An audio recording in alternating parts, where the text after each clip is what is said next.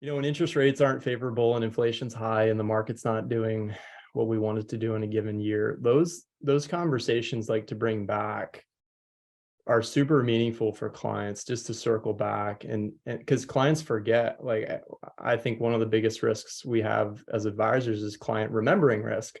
So if we have that documented, that purpose document, if we have it where we're kind of not constantly showing it, but kind of bringing it up every once in a while, like, hey, do we have this right? Is this correct? Does this sound Yeah. like you still?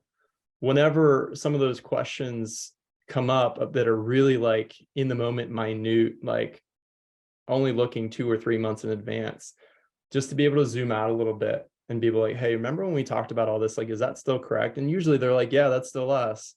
It just provides a lot of context to be able to answer their question without hammering like a spreadsheet or some sort of graph, right? That can be important, but like that's usually not what they were looking for. They needed some peace of mind and for someone to remind them of what they said was important to them. Totally. Yeah. To me, like that's the process of making good financial decisions over your life is the process of learning.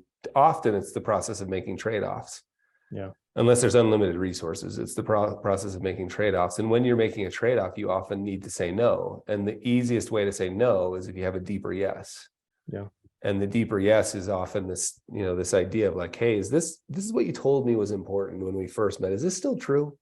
So I really think that's one of the primary values of a good financial advisor is like remind, at least in my words, what I want from my advisor is remind me what I said when I'm thinking about doing something silly.